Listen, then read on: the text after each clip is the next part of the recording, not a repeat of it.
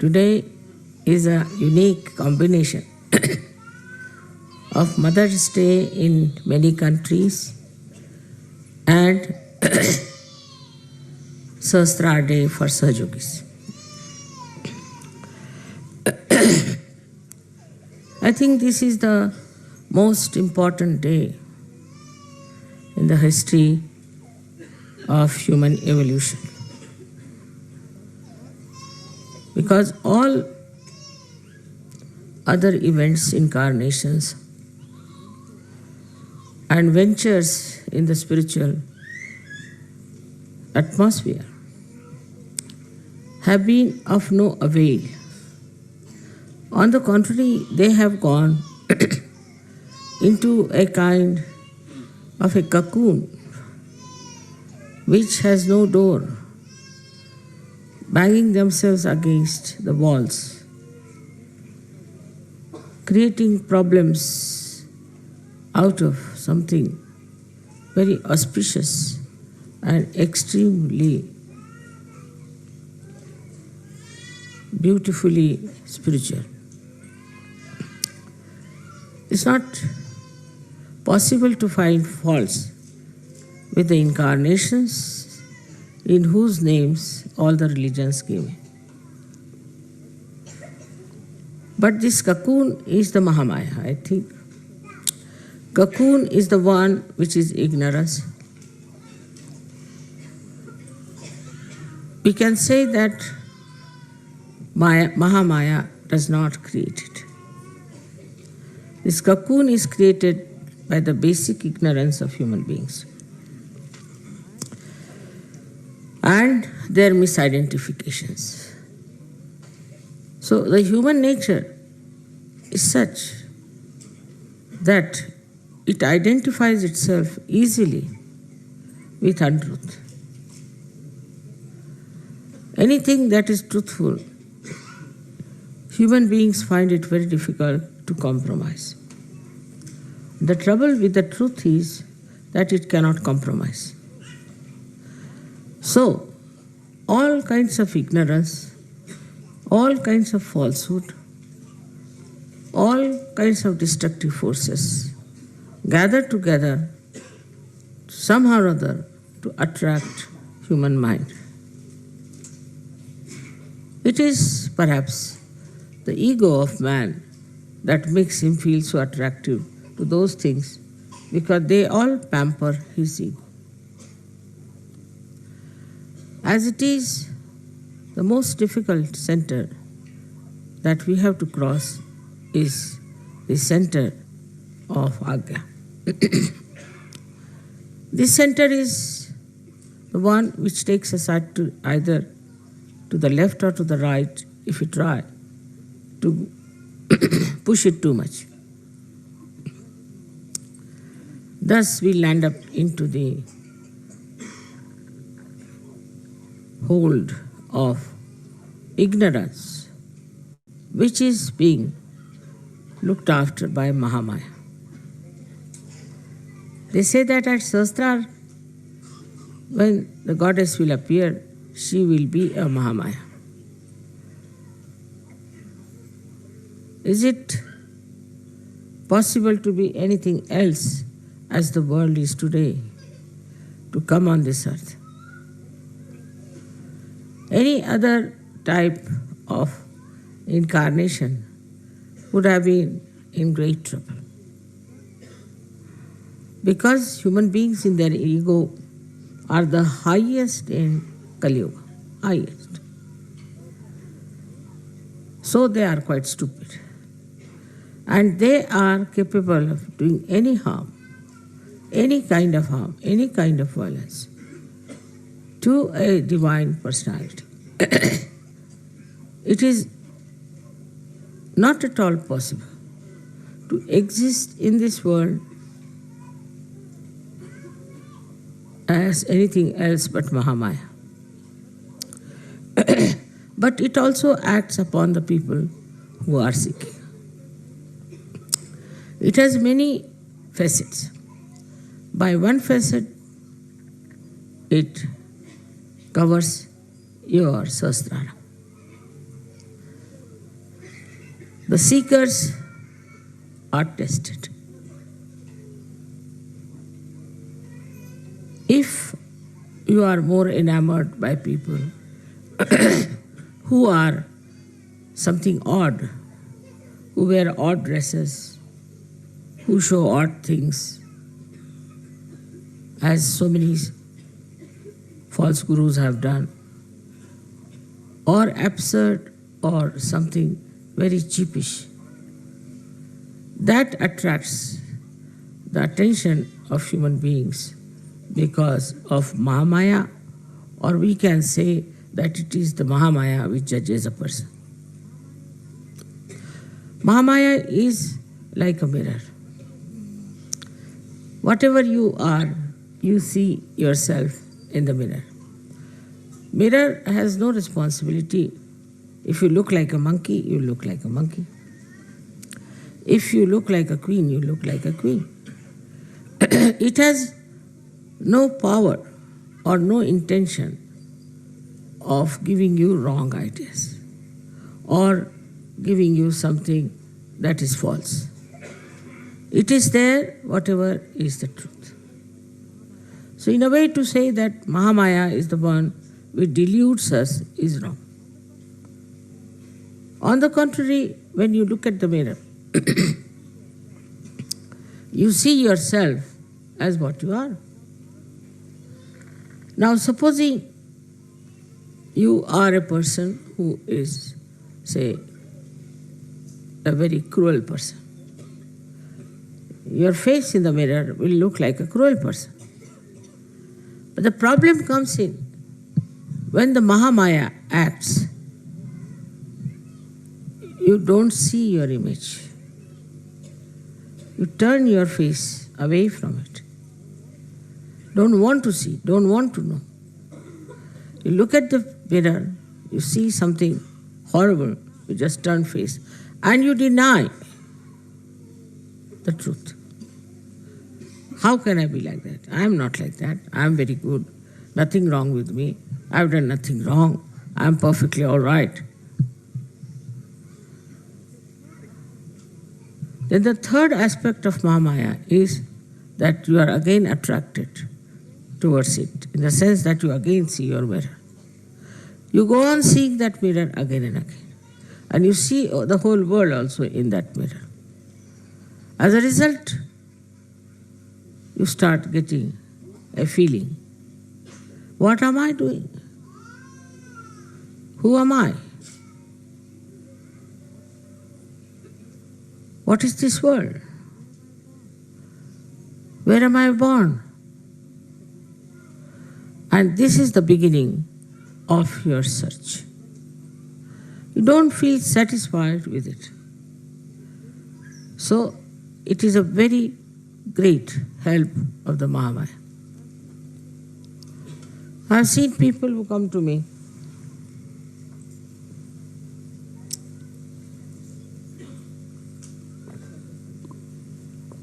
for the first time. If they see me taking water like this, they say, how can she be something? She just needs water. Or if I am taking, say, Coca-Cola as you all take, they'll say, wow, how can she take Coca-Cola? She should never take anything like that. She should only take nectar.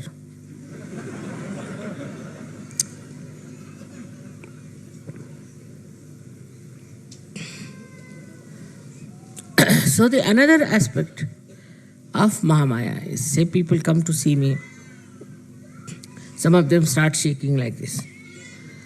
So they think, oh, we are great energy, that's why it's happening to us. It has happened with many people. So they get wrong impressions because of their own reactions to it. Their reaction is, wow, we went there, got all the energy, we were shaking, shaking, shaking. So we are something great. This kind of a happening makes them more egoistical.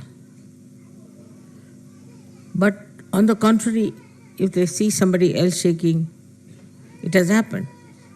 and ask them who you are. So they'll say, we are certified mad from such hospital. Then they will start relatively thinking, oh God, we are also mad or what? Why are we shaking? We should not shake. If they are certified mad and they are shaking and we are shaking, then they start relatively seeing things. On one side, there's a mad, certified mad shaking. Another side, you are shaking. So there's something wrong, definitely with you also. So the relative understanding helps to overcome that kind of a curtain that you have, that you do not want to face the truth. So, once it starts happening to you relatively, you see, compared to other people.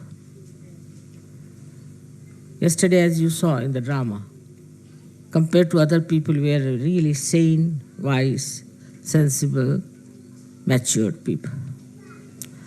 Once you see that relative ascent, then you start settling in Sahaja.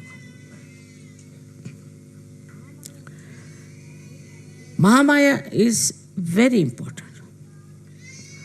Without that, you cannot face me, you cannot sit here, you cannot talk to me, you cannot get into the same car which is driving me, and also you cannot drive me. Everything would be impossible. I would be hanging in the air somewhere, you will be all here, and it would be a big mess. I don't need to travel by train, I don't need to travel by car, I can just fly out. What's that?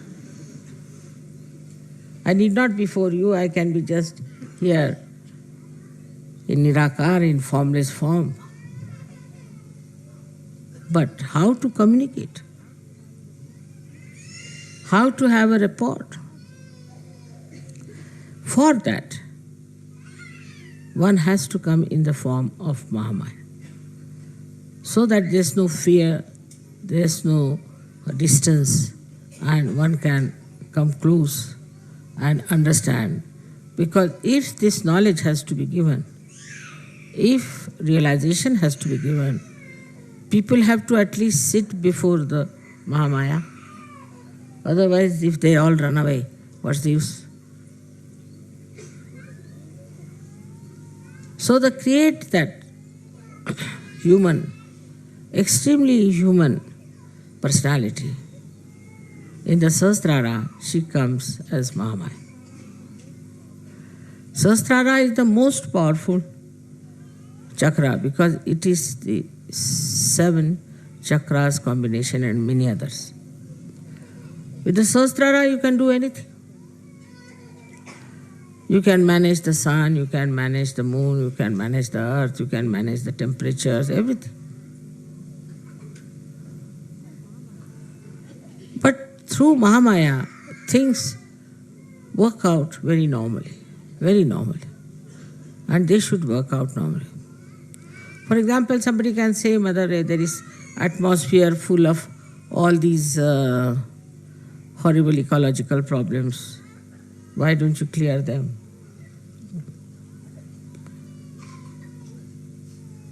If it is cleared, people will go on producing. It is the problem of the human beings. And if it is corrected by me, they'll take it for granted. They have to face those problems. They have to change their habits. They have to understand that they are the one who are destroying themselves. Otherwise, if somebody is there just to cleanse it out, they will never change.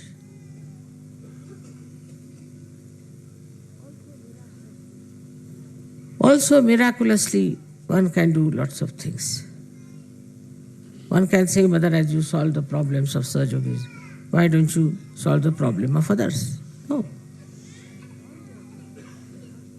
To solve their problem is not the end of my work, nor is the purpose. But to make them equipped so that they can solve their own problem. That's what I have to be. As I have said that, you have to be your own doctor. You have to be your own guru. Without Mahamaya, you cannot do it. Because she knows how far to go in correcting, how far to go in controlling. Because human beings at large have their own freedom. Sahajogis have not that kind of a stupid freedom, but they have the freedom of the spirit. So to solve their problems is perfectly all right, because they must have more freedom and more freedom. But what's the use of giving freedom to other people who are going on and on and on without realizing what wrong they are doing to the whole world? So for them it is necessary to come to Sahaja, and that's why it's a Mahamaya Swarupa.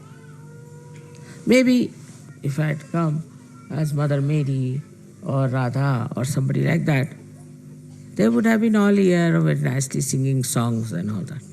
That's not the point. Now you have to mature. You have to be something. You have to grow. For that, it is important that you have to come to Sahaja first of all. Then you have to grow in Sahaja. Otherwise, this Mahamaya will go on acting and playing tricks with you. Again taking water.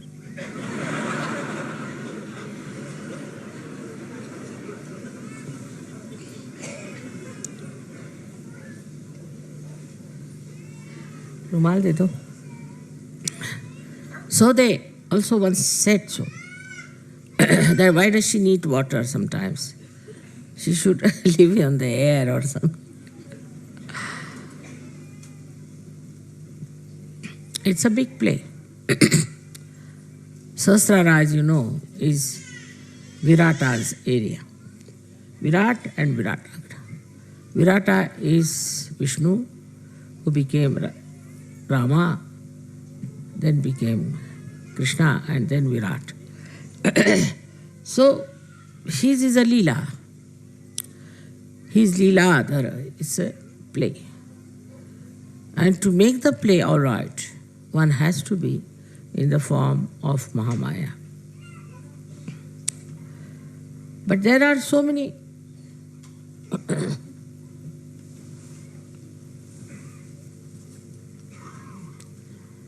loopholes also sometimes. People can discover things very easily. One of them is this Param Chaitanya. This Param Chaitanya acts, shows my photographs, exposes me in all kinds of unbelievable manners which has never happened.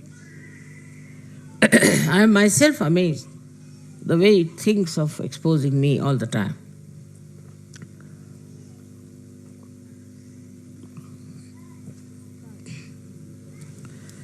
This time, when we were in Brisbane, it took a photograph of a rainbow outside the ashram. And what appears there in the sky is very remarkable. It's going to come, that photograph too. Is a painting which I have always liked of mother and child, Madonna and the child. In the sky, that. Now, can you beat that? How does it know that I loved that painting and all that? And it was in the sky. So, this Parama Chaitanya is trying to expose this Mahamaya Swarupa, just to make you understand what is Mahamaya. It is trying to express itself. I have not in any way told or asked this Param Chaitanya to do any such things. But it is doing. because it thinks that even now the people who are following Mother are not of that level as they should. Some of them do falter horribly. Surprisingly, how far they can go, I cannot believe.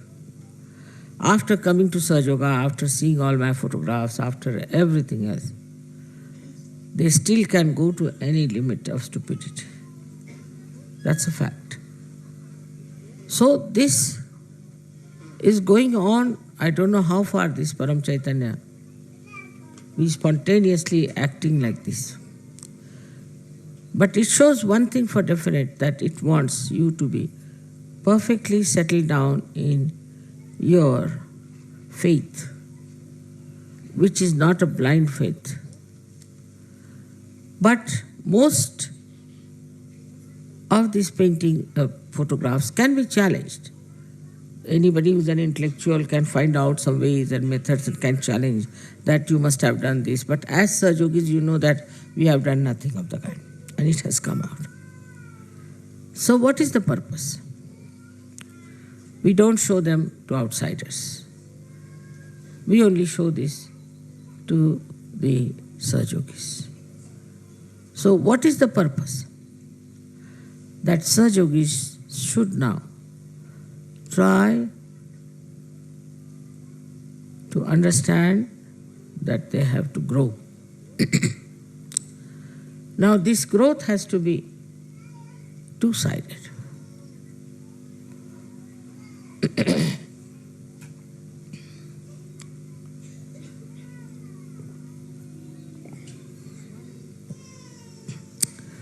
One is yourself. How much time do I spend thinking about Sahaja? And how much about my personal life, my education, my business, my duties, my jobs, my family?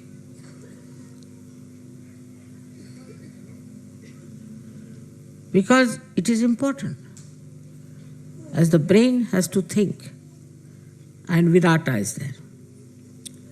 So in Sahasrara, how much energy do we use to think about Sahaja? How can we spread Sahaja? What should we do? What should we work it out? How much I should support? In which way? How it can be my every moment living? How I look at everything, I see Sahaj working in it. What is the Sahaj culture? Am I in the Sahaj culture? How much I am impressed by other cultures and fashions and things? And what have I to gain, to grow in my mental capacity to be a Sahaj? For example, a person who is a Sahaj personality, in everything is his Sahaj, in everything, whether it is flowers, is carpets, lights, statues, pandal, anything. It sees the Sahaj. How? See now, these pillars are standing at an angle. Just imagine it. To support it, how you have to bend on one side. What do we do in Sahaj?